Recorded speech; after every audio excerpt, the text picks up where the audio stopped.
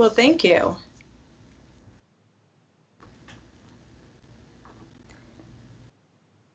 All right, so I hope that you all can hear me all right. Thank you again for the invite to speak on Zoom fatigue for a few moments. I'll spend about 20 minutes talking about the topic, and then I'll open it up to question and answer time. And certainly I'd like to begin with that we're living through an interesting time in history, aren't we? Technology has entered almost every aspect of our being.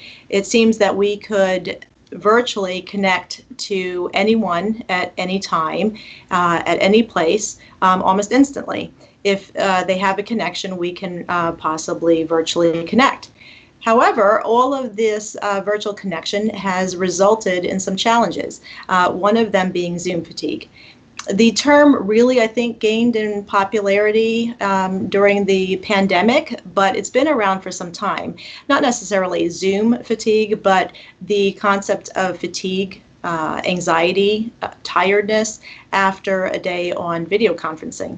And so Zoom fatigue, the term was born, and it's been with us just as much as the concept of the fatigue we feel when we're connected virtually for hours at a time. So today we'll talk a little bit about, well, why is that fatigue there? And given that we are using virtual conferencing more and more and its benefits, how can we use it as a resource while still maintaining our own health and well-being? So why the fatigue? Well, for all of those that have been in the field as psychologists, we know that part of communication is the verbal, the words that you hear me speaking right now, but a larger percentage of our communication is the nonverbal. So when we communicate, we use the nonverbal cues from people. We listen to the changes in their tone. We look in their eyes to see if they're with us, when we're speaking, or are they understanding, are they not? And so we have all of these nonverbal cues that we look to for communication. Well, when we are video conferencing, we are missing a lot of the body posture. Usually you see kind of what you see with me right now, basically from, here up, sometimes only the face.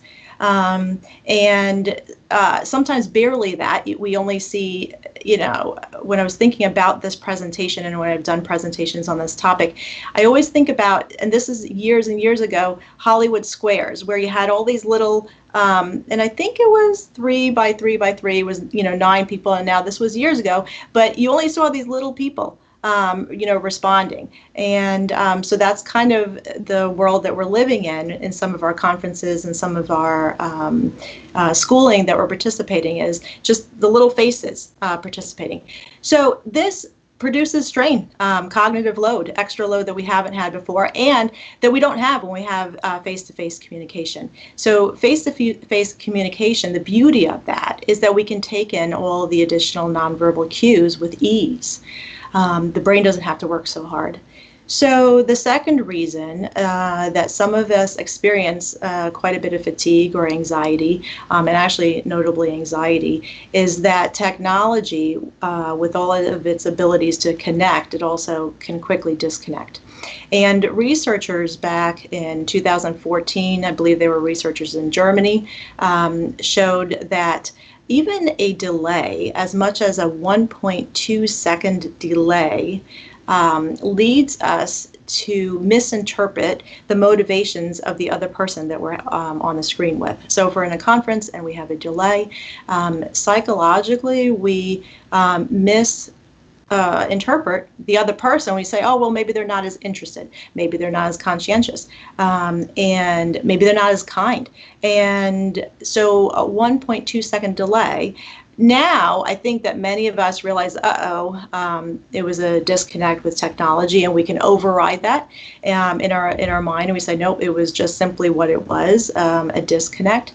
But our initial gut is, it's something the other person has done or their lack of interest. And so the another reason for the fatigue we're feeling when we're on video conferencing is the lack of movement that's required from being on the screen all day. We are literally some of of us, whether you're a student or a professor or, a different environment completely, we are sitting a lot and behind the screen for hours. And that sitting just saps anyone's energy. So those are some of the reasons for the lack of energy at the end of the day, the tiredness that we're experiencing, the exhaustion, even anxiety. So how do we combat that? How do we use video conferencing to our advantage and while minimizing those challenges? So the first, challenge, the first thing I usually recommend is limit the distractions. And there are a lot of distractions. Right now, I happen to be sitting in my office and have the door closed. It's got actually a sign on it, please don't disturb, because there are others in the office that are also on video conference for different reasons. So there's the don't disturb on the door, and the office phone is off. The cell phone is off. All of those things are off.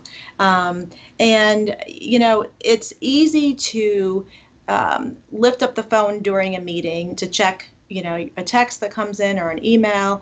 And in fact, there's the concept of multitasking, where students, especially, I hear this from professors. Okay, so I know I've lost my students when they look down, because I know they're checking their phone. They're no longer with me. They're checking their phone, and they're multitasking. So, and I've had this conversation with many, because they say, well, we can multitask. We can, answer that text while listening to the lecture. And so this concept of multitasking, while certainly the brain is this remarkable organ, it can take in many different sensory inputs at once, and it does. Our environment is filled with many sensory inputs, but to actually accomplish a task simultaneously, it does not. The brain still switches from one, it has the connections, the neuron connections, right? And it switches very, very quickly, and it does so very well, but it will switch from one track to another to accomplish the task. So really what it is, when people say, well, I'm multitasking, I'm on this video conference night right now, I'm going to go ahead and, check my cell, or I'm going to do, answer to an email really quickly. It really is distracted engagement in all tasks. So the first thing to get the most out of the meeting or the lecture that you're listening to that a professor is speaking on is to minimize the distractions, minimize the tabs on your computer, focus in. And ultimately, that's what learning is about. Learning is being in the here and now and present in the here and now, and hopefully gaining something from that presentation or from that time that you're in the meeting. So limit the distractions. And a second tool that I recommend is the 20-20-20 rule. Some of you may have heard of this already. It's kind of been out there in the popular press because it's a good tool. For every 20 minutes that you are on screen time, I ask that people look away from the screen. Look out for at least 20 seconds and 20 feet away. Ophthalmologists say that, yes, it's helpful against eye strain. I can't speak to their profession, but I can speak to our profession as psychologists.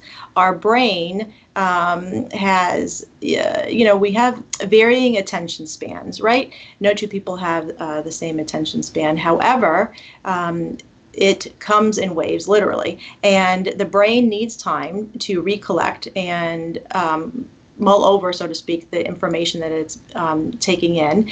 And that 20-minute time frame seems to be a good time to look away for 20 seconds and 20 feet away.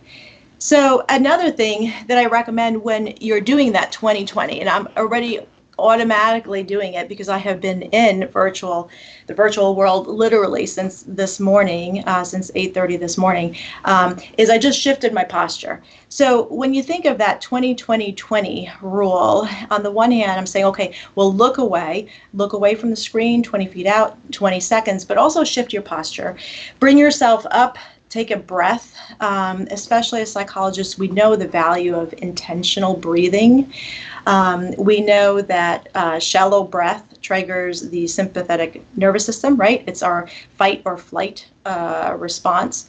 And literally, I see this time and time again, where people are in a meeting, they start to slouch, they'll slouch over to the side, but especially the slouching produces that shallow breath. And so if we can open up our posture, shift in our chairs, take a deep intentional breath, we can then initiate the parasympathetic nervous system, right? The one that reduces the adrenaline, cortisol, our stress hormone.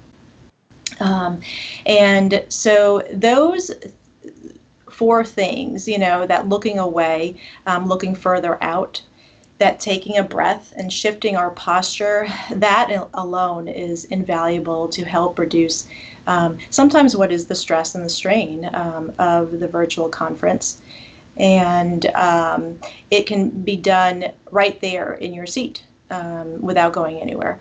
However, for those of us who are in the virtual world, from morning till night, I also say, well, then get up and get out of your chair. Actually take a lunch break.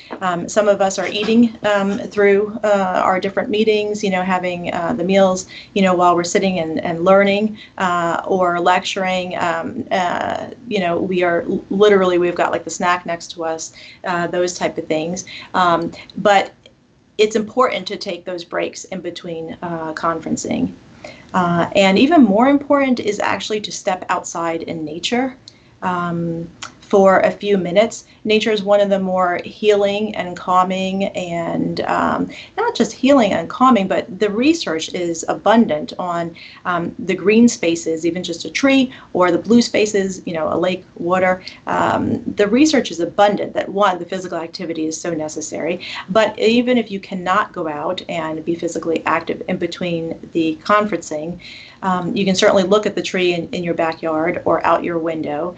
And that break has been shown, with kids, because we have kids in elementary school and middle school. It helps with cognitive development, just that looking out to a green space. It helps kids with self-control, self-regulation, and then with older, students that they've looked at, it helps with our attention, our working memory.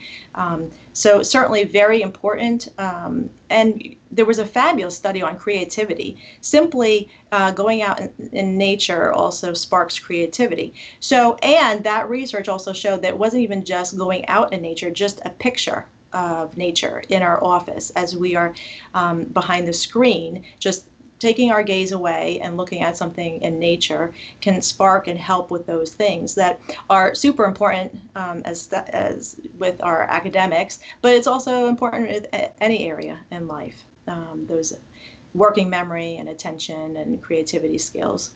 So taking a break in between the conferences, and then also intermingling different ways of communicating. I know that the pandemic really threw us all into using all of these different virtual conferences, and it's been very helpful. It's been helpful in the sense that we were told, well, we're dealing with a virus, we need to socially distance. I don't like that word, socially distant. I would prefer that we use something like physically distance, because we know, especially as psychologists, we know that the effects of isolation. And so now, although we have the benefit of these conferences, my recommendation is also to utilize different ways of communicating. So if you do not see each other face to face, or if you can see each other face to face, be creative about it, right, to see each other face to face, but pick up the phone. Picking up the phone doesn't seem to produce some of the psychological stress that we experience over a Skype or a different video conference. But so pick up a phone, send a text, send an email. Be sure to use different modes of communication during the day. Today, I have not followed my own advice. I have been behind the screen for the majority of the day, and I can already feel it. It's we're about 4:15 since 8:30 this morning.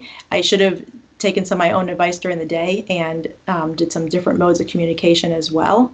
And so remember, there are other modes to communicating, and use them. It's really important. So the another question I get asked when I'm actually in a face-to-face training on this topic is, well, are all modes of technology and video conferencing the same? And are some more helpful? Is it, should we go on, certain types of mediums? Are they more helpful than others? Are less stressful than others? And certainly all video conferencing is about the same. We have the same visual of the Hollywood Squares type of view of these are the different people that are, we're in the conference with, but all modes of technology are not the same. And things like social media and gaming and reading online, that's different forms of technology, and that's for a larger, longer discussion. But for today's discussion, we are simply talking about Zoom fatigue, the fatigue through video conferencing. And I specifically left it for 20 minutes because there is, this concept of, well, if you go for longer, you will be able to discuss and get more information. You will be able to learn more. And certainly, depending on what you are if you're in a lecture for an hour, certainly the topic, to cover the topic, but 20 minutes is about adequate, to cover, these are the different ideas for Zoom fatigue and how to handle that fatigue that comes with Zooming or video conferencing. So why go and extend it further? So that's why I said, when I was asked to speak on Zoom fatigue, I said, 20 minutes is about what it takes to cover it.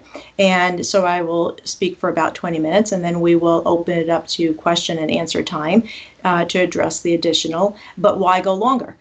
So when you are in a video conference, there is a tendency to run long when it might not be necessary. So bring it down for time sake, and longer may not be necessarily better, something to keep in mind. And lastly, as I'm realizing we're going to start coming to that 20-minute time frame.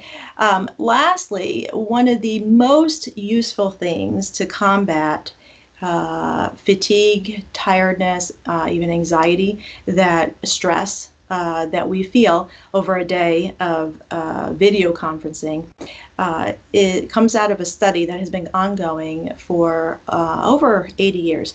I believe they started in 1938. A group of researchers at Harvard, they took a group of participants and they wanted to follow them it was a long-term study.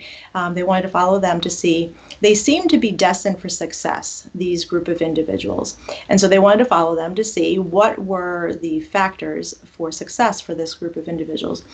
And the study, like I said, I think started in 1938, Harvard, and what they found along the way was there are certainly many factors that help lead towards success, but they found that there were certain factors that more importantly led toward happiness and health. And they looked at different things like a person's health, physical health, their blood pressure and cardiovascular disease, those type of things. And then they looked at economics and socioeconomics. And so they looked at these different factors, and certainly while they were very important, what they realized, what was the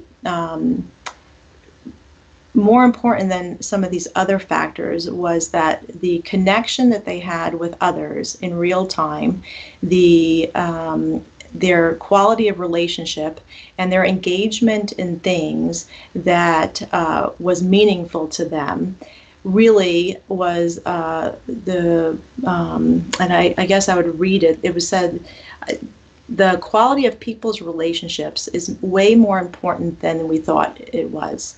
That was one of the researchers, and it's called the Harvard Study of Adult Development, that close relationships and social connections keep you happy and healthy.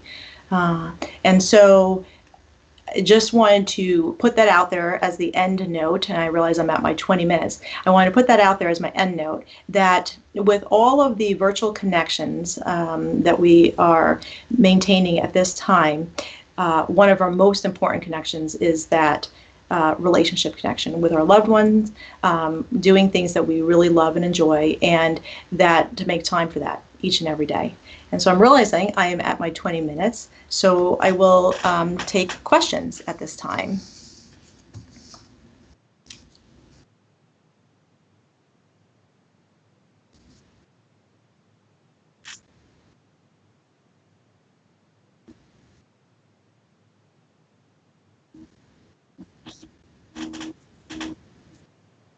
Yeah. All right. So excellent question. I hear this often because, and again, Harvard was the ones that started some of these studies as far as blue light. So not all light is created equal. And blue light came around years ago, actually, in a way to help against the environmental impact on, as far as like some of the other light bulbs that we were using years ago. So, and blue light was put in a lot of things, including our screens, right? So that's the light that's used for technology. And it was shown to impact our sleep pattern. So why was it shown to do that? Because blue light, when I'm staring at the screen right now, the blue light that I'm looking at decreases or inhibits the production of melatonin. That's our sleep hormone. We want that to kick in at night. So when we have all of these artificial lights and on before we go to sleep, melatonin, it takes time for melatonin to kick in, quite simply. And so we realize that light is light. So on the one hand, let me just make sure that you realize that too. Light is light. If you have light on, it's going to inhibit the production of melatonin. However, blue light is much more powerful in inhibiting melatonin. And so, yes, the blue light blocking glasses were invented. Are they useful? They are. But we know as brain scientists, well, actually, what's even better is to turn off the technology. And it takes the brain some time to, increase the melatonin production. And so dark is better than the blue light glasses. The blue light blocking, glasses. Are they helpful? Yes. But even better, turn off the light. Let your brain do what it needs to so you have a good night's sleep.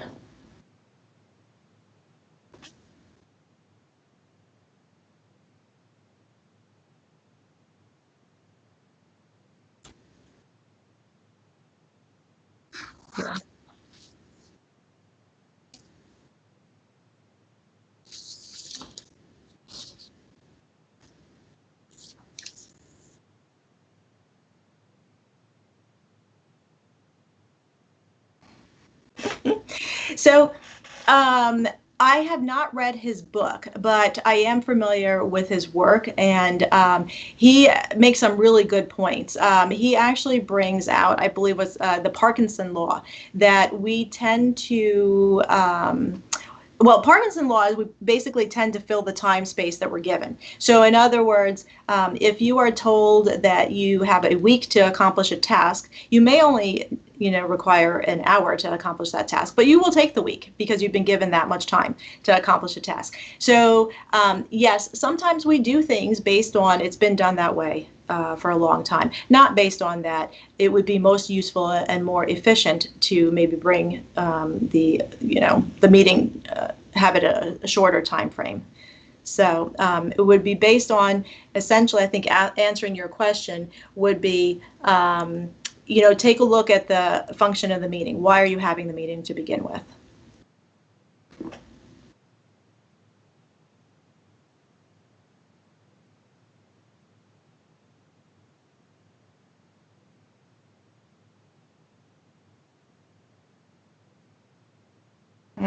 Yeah. Well, our lives are so busy. It would be based on what is going to be most useful. You need to gauge what's going to be most useful for your learning experience now and your future career, in the future. But yeah, you have to gauge what are your short-term and your long-term goals, and is that meeting going to be useful for that?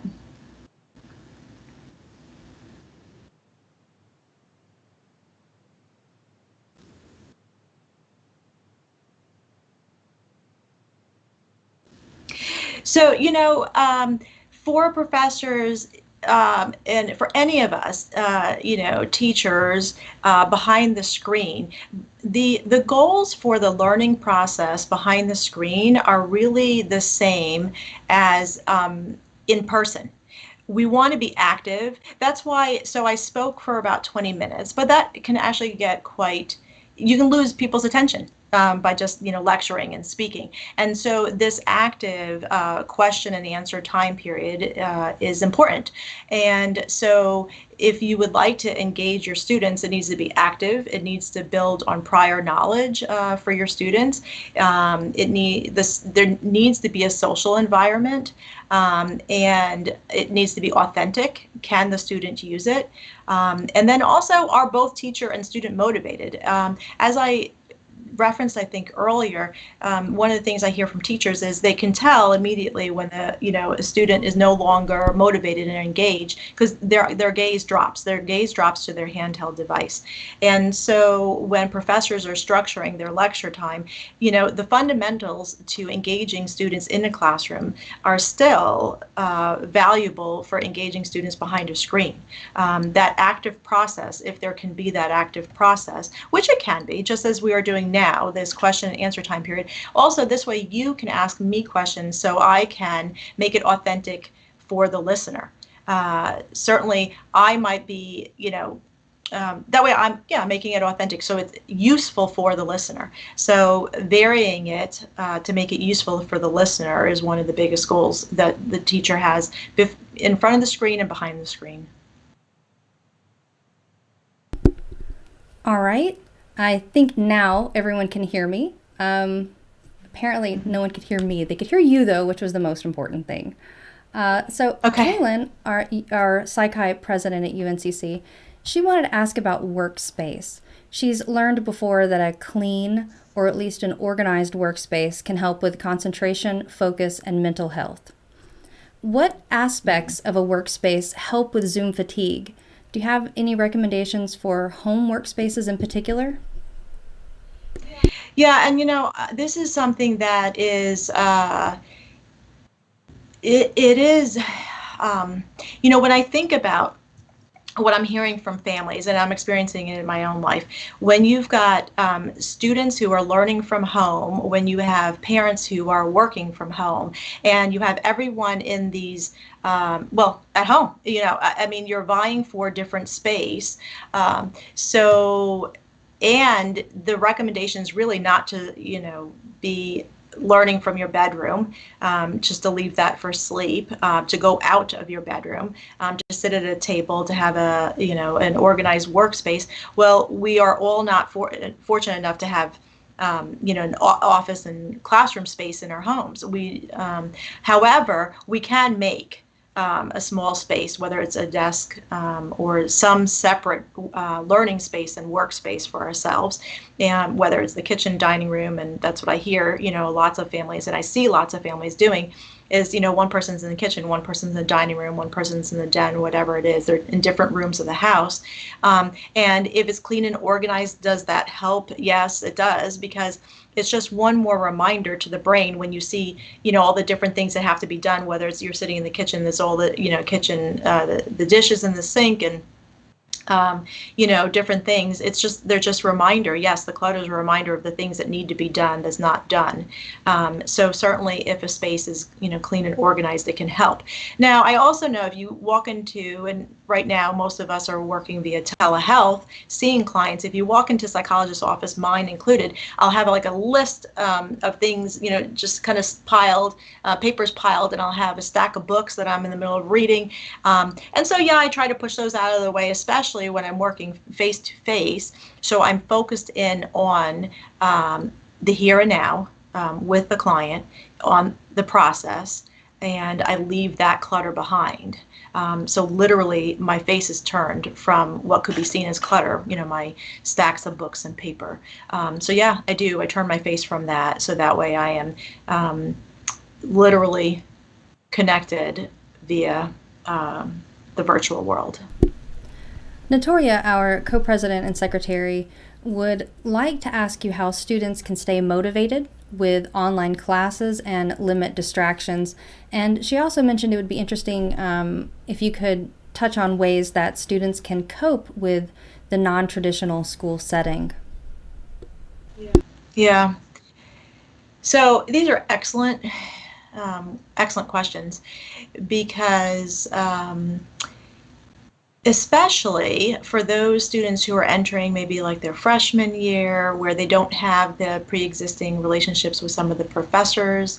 And, you know, I talked about this a little bit earlier with it's important for professors to provide that active building on the prior knowledge, authentic environment as they teach.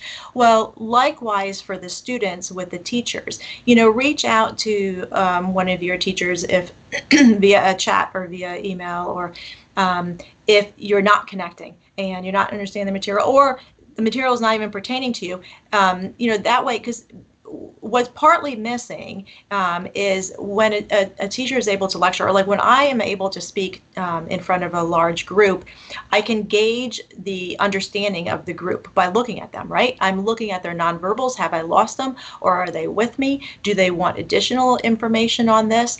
And so those cues are missing when you're behind the screen, or can be missed behind the screen. So sometimes even offline connect with a teacher. Yeah, I guess that would be, did I answer that? I think, you know, as far as the offline connection also, you know, connect offline. Ethan, our treasurer, says that in his experience, the larger the class size, the less interactivity there are in these Zoom meetings. He would like to know if there's any findings related to an ideal meeting size for achieving more interactivity while also keeping the meeting efficient. Yeah. Again, excellent question. So So the Zoom meetings and video conferences are a little bit different than a lecture, right? For students, when you're in a lecture hall, there can be 150 to 300 students in a lecture hall. And so then, therefore, now behind the screen, you literally have that many students who are trying to listen to the lecture. And learning can occur in a lecture hall with that many kids. However, we now are, looking at this more and more, and we've been looking at this actually for some time, but when it comes to all the video conferencing that we're doing, is there the sweet spot? What amount of people helps to motivate people to speak and to be interactive? What's too much, what's too little? And some of the research says, well, yeah, about 20 people. If you have about 20 people, that helps to engage, the different participants. But so again, depending on the purpose of the meeting, right? Is it a video conference for work, or is it a lecture for school? So depending on the needs of the video conference, the numbers will vary. We have a question from one of our viewers, Nick Patel. He asks, do you think the anxiety and fatigue experienced from Zoom and online classes perhaps focuses students' attention on completing assignments rather than actually learning? That's a very good question. Mm-hmm. Yeah, you see, I smiled because,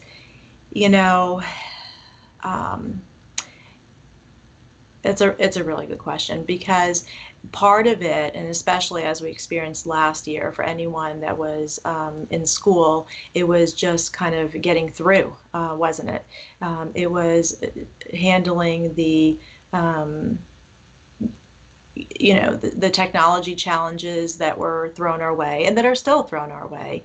And then it's about, okay, well, the teachers the professors need to know, have you mastered the material? And so, of course, there's going to be, just as it is in the classroom experience, the testing. But yes, this is why I go back to that Hollywood Squares picture in my mind. Are you actually engaging when you've got these little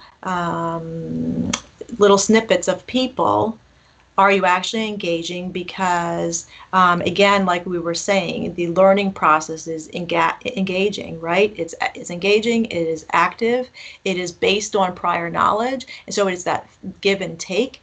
There is that social component to learning where you're getting modeling from other students, and you're also getting pushback, challenged by other students in the classroom.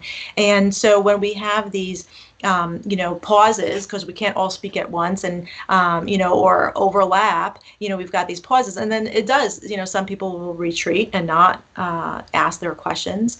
So certainly that's part of the challenge. That's part of the challenge is, can we still have this time behind the screen be active? And, like I said, where both you have the motivation and the engagement from both the students and the teacher. And it's a challenge. This is why we're meeting. This is why we're learning how to do this best in the best way. It's a challenge. Dr. Chiarella says that some universities have policies for students during the classes, such as you have to have your video on or your audio on or off. You have to have them both off. So are you aware of any best practices that have emerged? Yeah. So part of it is because it's a technology challenge. If you have all the audios on, then there's feedback and you can't hear, and it's a technology issue. You have, larger technology difficulties. But what is also is, it goes to that when a teacher is teaching to a screen full of black, literally it's like black and they have the names, so it's like, Mary and Joe and Johnny, that what is so necessary for a teacher and for a student, that give and take, that for motivation and for engagement, that is why it's in the curriculum that put your video on, but your audio off. The audio is about the technology issue, but the video is about the psychological factor, and we got it from educational psychologists. Okay, leave the video on so we can have at least a little bit of that give and take that is so necessary, so we can get some visual cues, that are necessary for that give and take for that learning environment. So the audio is based on the technology, but the video is based on from educational psychologists. Well, this will help us. The teachers teach the kids for that engagement and, the back and forth between the engagement and the motivation. Yeah. Another question we have from, I hope I say this right, Zachary Coker is, do you think stimulus overload plays a major role in the short attention span of students? And I would just say like adults. Nowadays. Mm-hmm. Yeah. So, good, excellent, question. The researchers have been looking at that very question for a long time because we have never been such a distracted society. In other words, we have had technology for a long time, but we have not had, in the form of, phones, and then we had, TVs and computers. And so we have these advances in technology, but we've never had the stimulus overload of the internet. Literally, there is something flashing at you at all times. This is part of the reason why I said at the beginning, to limit distractions is vital to the learning process, is vital to the connection of the human connection process, is to limit the stimulus overload, because we have never had such a stimulus overload like we do now with the internet. And not only do we have the internet, but, so you're facing, you're online, and, so you've got like the ads and and the pop-ups and the different things, but then also you have Alexa in the background, or you have a child who just walked in, to your door, or your parent or roommate, walk in, or then you've had your handheld device. So yes, we have such stimulus overload at this time. And so yes, we are seeing that there are, difficulties with attention span, shorter attention span. We're also seeing working memory. It impacts working memory. When you do not attend, to an item, one item at a time, when you do not really engage the senses to that one task, when you're just bombarded from different angles, it impacts attention, working memory, and then thirdly, critical thinking skills. So we're seeing that is impacting those areas of the brain. So, attention, working memory, and critical thinking skills are all being impacted by the stimulus overload. Yeah. Well, for students who have become very accustomed to, and so it is more natural for them to have the TV on and music and their phone and a computer in front of them, who their natural environment has really become stimulus overload. When they take those things away, as you've suggested, and turn these things off and focus on a Zoom class, as students pointing out now, they're like, we can't take it. How do you train yourself? Yeah. How do you get back to that ability to be able to focus on one thing and it not make you all stir crazy inside? Mm-hmm. Right. Well, just as much as you adapted your environment to have all of those things, it takes time to adapt the environment to not have all of those things. So it takes time. It takes time. That is a learned behavior. It's a learned pattern, and it takes time. And I recommend one thing at a time. And then practicing also with shutting it all down, at night, or taking time, during the day to shut it all down, and then extend your time, literally to maybe one day on the weekend where you shut a lot of the technology down. So it takes time, just as it took time to have that type of an environment created. It takes time to also minimize the distractions. Well, Zachary says thank you, and I thank you too. I don't see any more questions on here. It has been an absolute pleasure having you here today, and I know that you said you had to go at 4:45, so I know, 3 minutes. We got 3 minutes. You got a 3-minute break between your next meeting. Well, yeah, well, and thank you so much, because yes, see, I go on to my next virtual meeting. So, thank you. It's been a pleasure. And so I appreciate the opportunity to connect with you all, even if it was just virtually for a few moments. All right. Well, thank you, and you have a good rest of your evening. All right. Thank you. Thank you for joining us today. Please join us again in 2 weeks on Monday, September the 28th at 4 p.m.